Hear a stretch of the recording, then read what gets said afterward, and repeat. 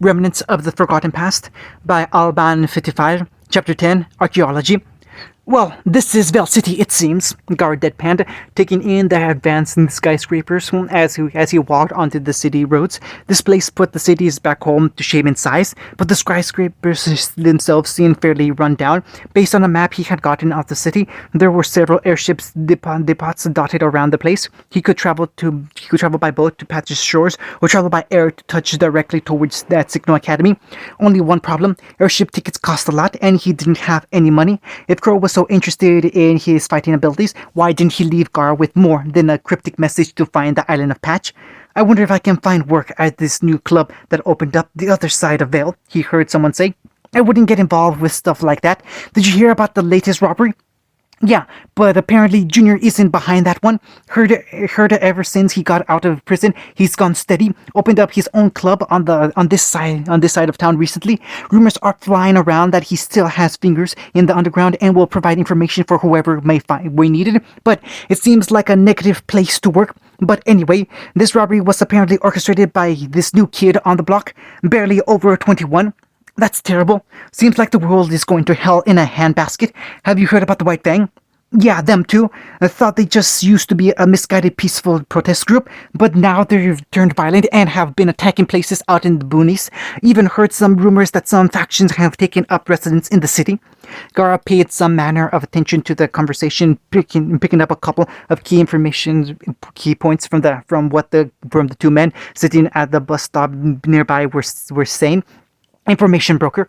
He was hearing news on the White Fang as well. It only made sense that a major organization like them would operate out of the city as well, but he had no business with them as long as that hot-headed teen didn't make good on his promise to turn him into a boogeyman. A breeze kicked up slightly, ruffling the flyers that were taped to a nearby bulletin board that the two men covering nearby had apparently been looking at. As they vacated the area, talking about something new or another, Gar took a look at the flyer that had caught their eye. Indeed, it was both an advertisement for the business and a help wanted sign.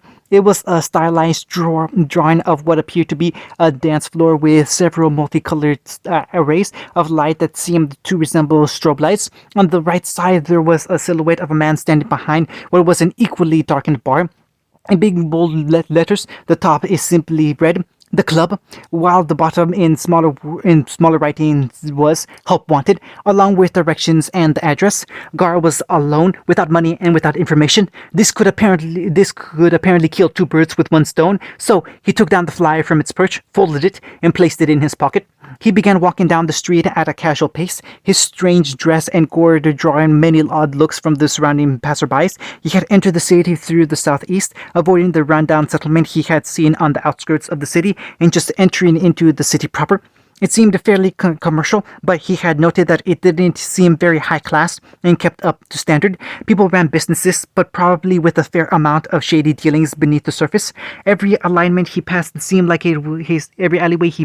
seemed like it was hiding some monger who would be getting an unfortunate lesson on how to pick their targets.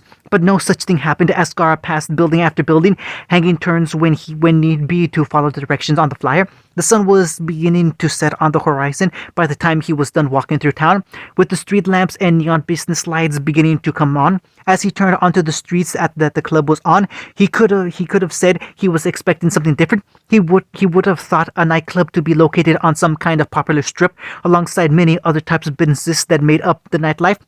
But as he read the address on the old office business and matched it with the flyer, he realized that there was little around. There were some half-completed buildings and a couple skyscrapers adjacent to it, but that was about it. The rest was just road and empty lots on all things. But the sound of blaring music coming from the basement of the building indicated that he was in the right place. He turned his nose up to the loud music, but he approached the club anyway to pull open the heavy double doors to access the interior of the place he wanted to check out.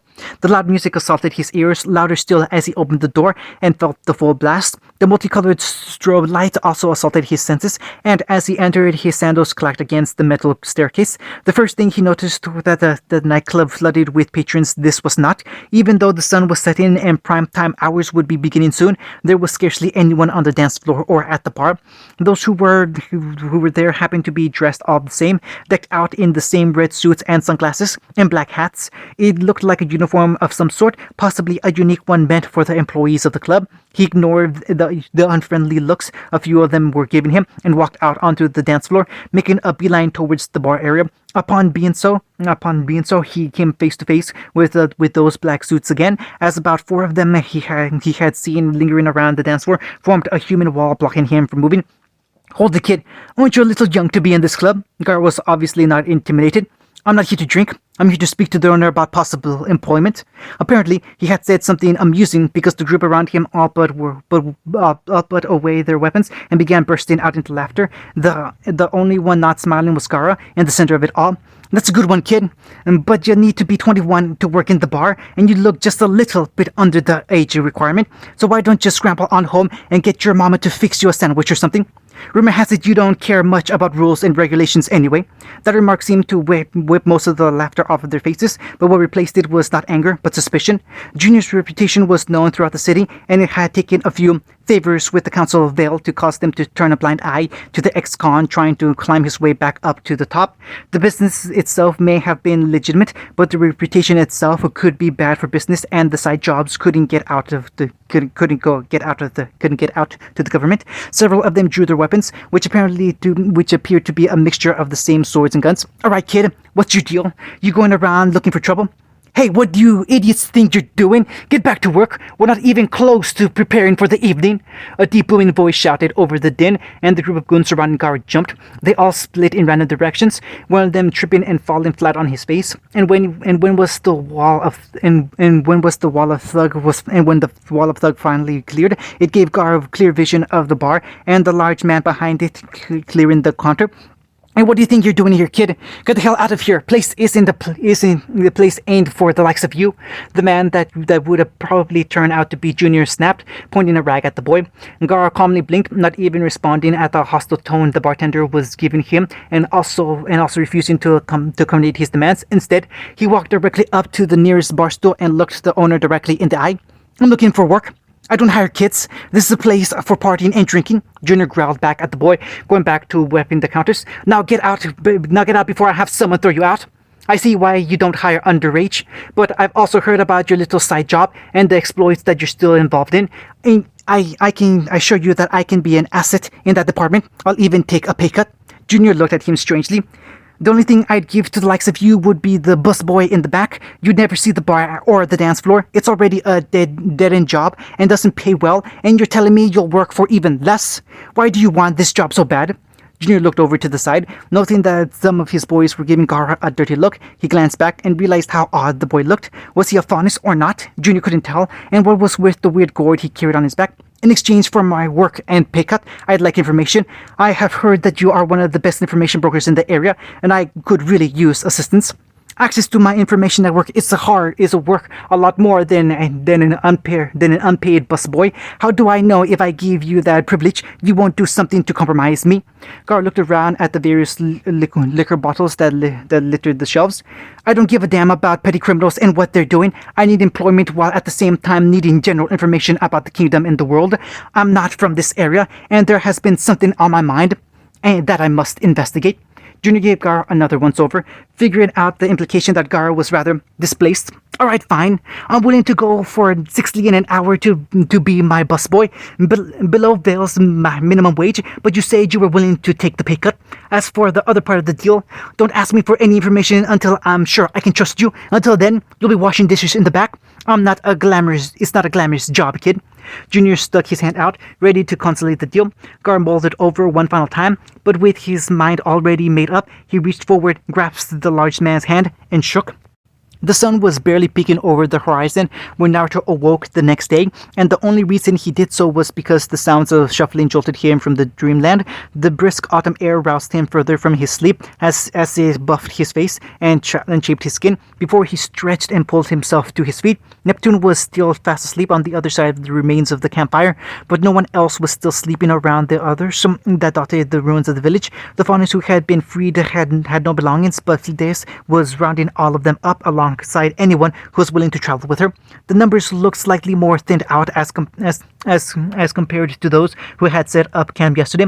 No doubt there were some that broke off into their own refugee groups to move elsewhere. Some people thought they could make it in their own way, probably to hunt or for food. Last night, both the limited food stock from the village and from what was left of the circus was used to feed the freed faunus, but there still wasn't enough food to go around with everyone left behind, and one night of proper eating wouldn't cure them of their malnutrition. They were in no condition to move, but they couldn't stay here.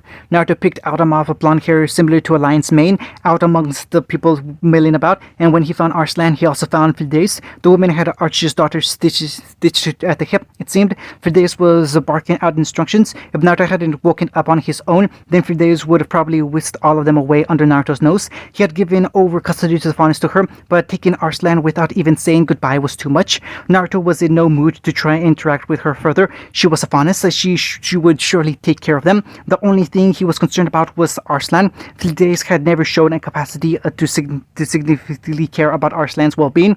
Fides didn't have the personality to be a kind of caretaker. It seemed like she was taking care of Arslan because she felt indebted to her father. Arslan was a monument to her pride, and Fides' version of a mentor for Archie.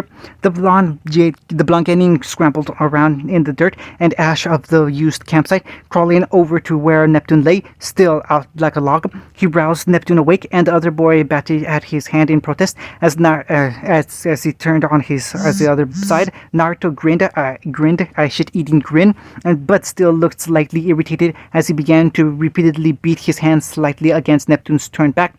Ow, ow, ow, ow, ow, I'm up! Neptune yelled, his voice croaking from the night's disuse. He pulled himself up from his sleeping bag, his legs getting stuck a few times as he tried to pull himself out. The morning air hit him like it did Naruto, and he began to notice the fog of early morning. It's chilly. Why are we up so early? Everyone else is already up. Looks like someone wanted to take everyone they could before we even woke up and leave. Naruto panned his eyes towards the front of the village. Surprised she didn't try to kill us in our sleep. But why do we care? You said you were going to let her take care of those faunus. It's more Arslan I'm worried about. Even then, I wonder if giving them off to her is a good move. What do you think I should do? I don't know how to take care of 50 starving faunus, and she was so adamant about taking them off my hands. I thought that being one of them, she'd have their best interests in mind. But, well, if it bothers you so much, maybe we should trail them for a while, at least until they make it to the next village over. Neptune reached over across the log that was nearby and grabbed his backpack that he had set down there the previous night. The closest village they would probably be heading to was a couple days away, and it brought them in the direction of Mistral anyway. I'm sure we can manage a slight detour, Neptune added. Naruto as he mulled it over. I can't settle this feeling I have otherwise. Alright, we should track them for a little while just to be safe, but Fides won't like that, so we'll have to lay low. Look, it seems they're getting ready to leave right now. A few of the faunus were stealing glances over at their campsite, seeming to wonder whether or the one who had freed them from the cages would be joining them. Naruto followed suit with Neptune after grabbing his own pack, hoisting it over his shoulder. When he did so, it felt like more eyes were suddenly on his back. He sensed motion from his new partner, and then looked to see Neptune gesturing subtly with his head over in the direction of the group. Fides had taken notice of him waking up and was staring him down. Naruto stared back, but he didn't do anything else. He merely watched her, sadly judging her while letting her know he wasn't going to take any action. Fides broke the gaze first, and when she did, Naruto moved his eyes directly to the right to see Arslan avoiding eye contact with pretty much everybody. Is she just going along with them because she feels obligated to, or because she feels she has nowhere else to go? Neptune asked, adjusting his backpack after folding his weapon into its compact form and stowing it within one of the pouches. Alright, let's get going. Naruto and Neptune both ignored the barked order meant for the people under her charge. She's been looking at me weird other than that attack, but she should be safe in the next village over. She hasn't shown any interest in wanting to get wrapped up in what we're doing. The Clover faunus survivors began to file out of the ruined village alongside 3 days and the survivors who were traveling with them. In terms of transportation, there were no vehicles or beasts of burden to help lighten the load, so they were all going on foot. Naruto held an arm out to stop Neptune when he began to walk forward. Not yet. Naruto surveyed Neptune. He was going to travel by tree when he could, after they'd gotten a fair distance away, but Neptune didn't have the ninja skills to follow him up there. I'll go ahead and follow them by myself. You'll stand out too much, and Fidelis will be sure to notice you. She's so damn paranoid, she probably is thinking that we'll try something. I can blend into the trees and follow from afar without being noticed. Alright, I'll just head down the east route. There's a town directly southeast to where they're heading called Shina. I'll stay at the inn there and wait for you, so we should meet up in a couple of days. Neptune agreed. Naruto and Neptune high-fived each other as the former passed the latter, with the refugee group having already vacated the village completely by the time they were done talking. The two bid their goodbyes as Neptune headed to the east, while Naruto followed Fidelis' group to the northeast. As he exited the ruined village, he could still see the pack further along the trail as they headed to their next destination.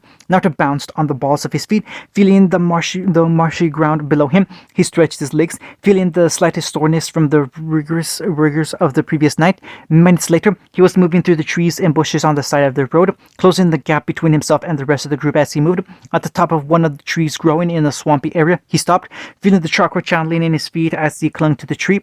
He could see the group more clearly now, with Fidelis and Arslan at the lead. Nothing seemed amiss with the dear woman. She didn't seem aware that she'd been pursued. It's gonna be a long trip if they're going at this pace. How long would it take these guys to move across this stupid continent? Naruto moaned, throwing his hands up and clasping them across the back of his head. Being up in the trees allowed Naruto to survey the land somewhat. As the sun crept its way across the horizon, Naruto fell into the monotony of watching the Faunus travel at a snail's pace. Within the first couple hours, when problems arose, some of the child Faunus were being carried by their parents or guardians, but none of the Faunus were healthy enough to make the trip. About 2 hours after leaving the village, a weak Faunus mother collapsed into the marshy trail they were traveling upon. Naruto could even see the exact moment she hit the dirt from his perch. The lack of food had finally gotten to one of them, and with it the entire journey ground to a halt. People began crowding around the downed female in concern, and Naruto could see Fidelis push her way through the crowd to address the situation.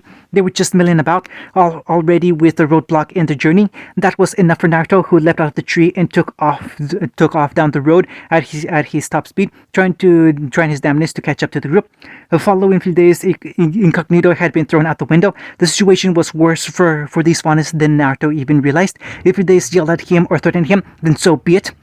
Several people in the group perked up as he approached, their attention and Faunus hearing being drawn to the squelches in the muddy ground. Naruto's eyes were trained on the woman on the ground. As he approached, he fell to his knees to assess the situation. What are you doing? Naruto ignored Fidelis, who was also standing by tending to the woman, but had jumped to her feet the moment she saw him approaching. The Faunus on the ground was of rodent varied, probably a rat or Faunus, judging from the tail sprout out of her backside. She was real thin as well, and that coupled with the bloated around her midsection indicated that she was malnourished. The fatigue was too much for her. She was too weak to continue moving or even stand. She gave several pained moans of hunger as her chest rose and fell. Naruto rose his head and leveled a glare at Fidelis. Well, don't just stand there. You're gonna do something or what? They're your charges now, aren't they? Naruto spat at the dear woman, who actually didn't look prepared to deal with this. Naruto shook his head. What did you think was going to happen? This seemed to snap Fidelis out of her momentary stupor. Alright, everyone, we're making camp for the time being while we tend to her. Fidelis turned her head, looking around the landscape near them before spotting a small opening in all the underbrush that led to a small clearing between the tree line and the branches of swamp. And you, she stared at Naruto, I need a word with you for a moment, she said, walking past Naruto only to grab his jumpsuit and practically pull him aside. Naruto glared back, but it went along with things because he too had some choice words for the Faunus woman. Stay here, Naruto said as he twisted around his head to order the Faunus as he was manhandled. The abused and broken down Faunus stared at them blankly, whispering to themselves as they began milling around. They were too weak to do much else, but the way they looked down upon their fallen comrades was with concern. Fidelis pushed Naruto back into a tree and glowered at him. What are you doing here? You may have freed them from their cages, but I told you I wasn't going to let you look after them anymore. You're too much of a danger to them, and I still don't trust you. Naruto grabbed her wrist and pushed it away, looking up at the taller black-haired woman to stare straight into her eyes. and some leader you are, you just decided to whisk them out of the village without a damn for the consequences. Did it ever occur to you that they might be able to make that trip? All you thought about was getting away from me, you stupid scumbag bitch. We ran out of food, but they didn't even bother foraging for some. Hell, you could have asked me and I would have easily done it, but you had to let your stupid distrust of me get in the way of that, and now you've got your charges collapsing in the middle of the road. Naruto and Fidelis nearly jumped out of their skin when a multitude of Grimm were peeking out of the nooks and crannies of the landscape, out from over hills and beyond trees to follow the source of hatred. No, Fidelis cried, recognizing the telltale signs of grim activity and bursting forth from the tree line where she had pulled Naruto to the side. More Grimm were coming from all sides. Fidelis took a single second to glare at Naruto, and her face told him everything he needed to know on what she was saying. The Faunus group were still ducks, and by the time Naruto and Fidelis circled back to protect the group, a group of Ursai was already borne down upon them. They had huddled together, fear burning in their eyes. Arrows and kunai were thrown on the creatures of darkness, picking off several of the group of Grimm that had been both drawn to Naruto and the misery of the Faunus. When all was said and done, a few Grimm managed to get past Naruto and Fidelis and kill 4 of the Faunus, biting clean through their neck or slash them to bits with their claws before being downed in by the 2 humanoids with combat abilities. Seeing the first one of their group go down is what will set the panic in, as they broke their close huddle for more of for everyone for themselves vibe, fanning out and ran in directions without any clear plan of escape. A few of them even ran straight into the tree line, making things even more difficult. And damn it! Naruto roared, jumping between a child Faunus and the last Beowulf that was attempting to bite his head off. He stuck his arm out instead, wrenching the beast's mouth open before pulling off its jaw with his bare hands. The Grimm were gone for the time being, and the screaming and crying began to slowly dissipate as those Faunus who had remained in the vicinity began to calm down when they realized the threat was immediately gone. Most of them began milling around again, gravitating back towards the center of the road, and began to form a gradually large group. But 3 more had run into the underbrush in the ensuing chaos. He nearly avoided an arrow fired at him from Fidelis' quiver, and Naruto was treated once again to hostility from Fidelis, hatred smoldering in her eyes as she rattled off arrow after arrow at Naruto, determined to stick one between his heart. "This is why you are a danger," she roared. "Several of them are dead, all because you just had to follow us. Even if you do mean well, all you end up doing was hurt. This was why I didn't want you following us." Naruto looked away, and in doing so said it all. He tried to make justifications in his mind about doing the right thing by keeping an eye on Fidelis, but was she prepared? But was she perhaps the good guy and he the hindrance? No. All things considered, Fidelis was a bitter, headstrong, and untrusting Faunus. Those paranoia and recklessness caused her to act irresponsibly towards her charges, as she had practically kidnapped. But even he couldn't deny the Grimm were attracted to him in particular. 4 of them are dead because of you. Fidelis choked, actually sounding on the verge of tears. The Grimm wouldn't have come otherwise if you hadn't decided to stick your cursed nose into everything. Not to look at Fidelis, having a arm ready in case she decided to attack him again, and then at the group of scared Faunus to finally upon the 4 dead bodies on the swampy ground. It was a shame they had to leave them there, but already he was hearing the sounds of more Grimm who had come from farther away to seek coveted source of hatred. Naruto's shoulders checked Fidelis as he ran out into the open, giving a guttural roar of anger and despair. "Kagebunsha no jutsu!" he screamed, so loud he became hoarse. Nearly 50 clones popped into existence on the swampy road between Kaltihyuk and the next town over, starting the million about Faunus as they stared in wonder. "What are you doing?" Fidelis asked. Naruto nodded, and the Faunus continued to watch in amazement as in completely synchronized tandem they crouched before each individual Faunus as if allowing them on his back. The real Naruto pushed past Fidelis, coming to a halt when he stepped down upon the marshy trail again, right to the rear of the mingling group of Faunus and clones. None of the Faunus looked up to glance at the real end. Instantly, they mostly mesmerized by the clones who were offering their backs to them.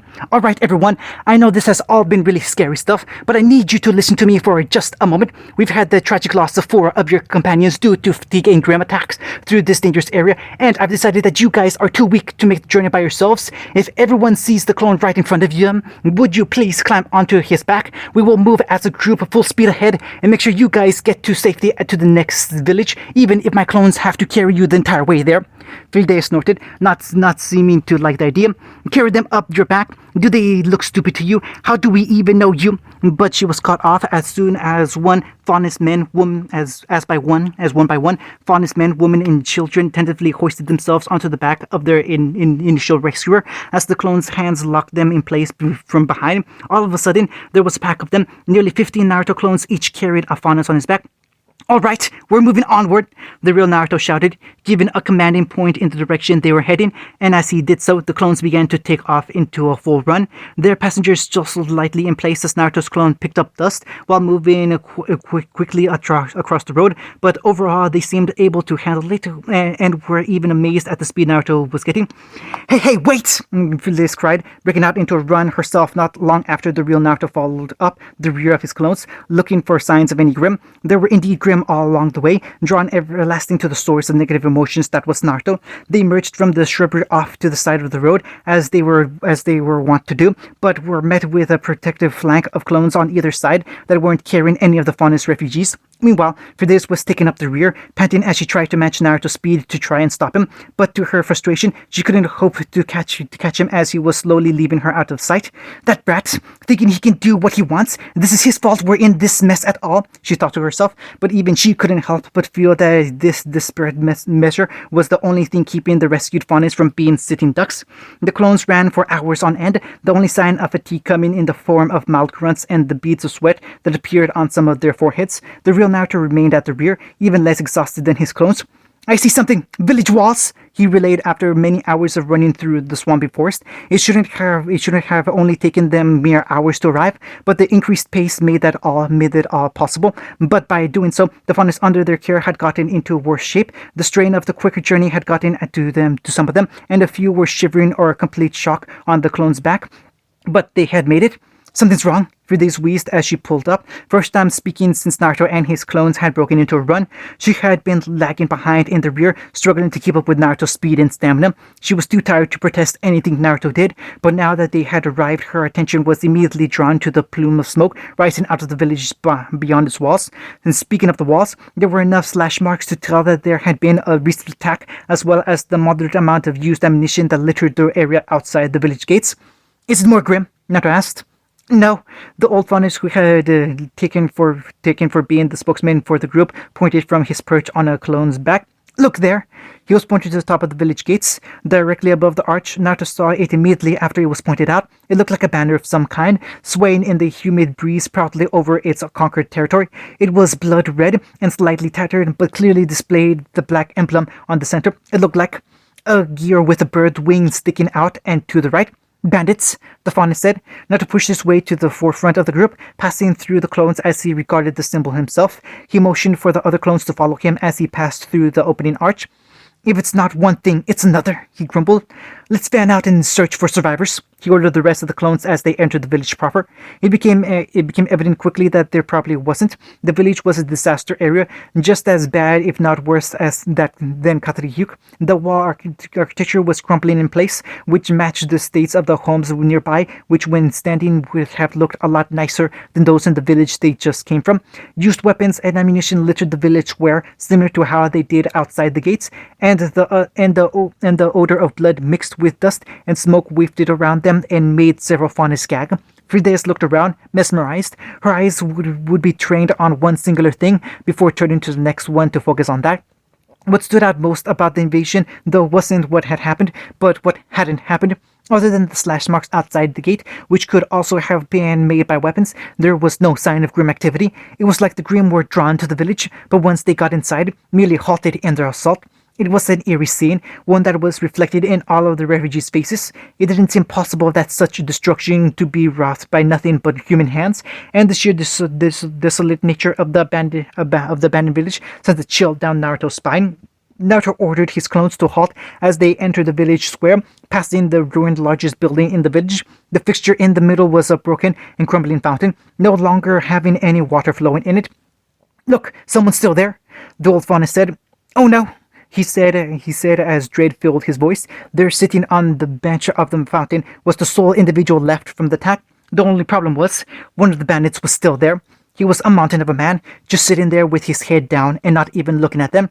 Covering his mouth was a veil emblazoned with the same symbol from the banner hung at the front of the village. But what was not striking about the bandit, other than his size, was the strange armor he was wearing. It was a sleek, bright red armor that extended all the way down to his legs, and a red kasa on top of his head, and white cloth that obscured his face.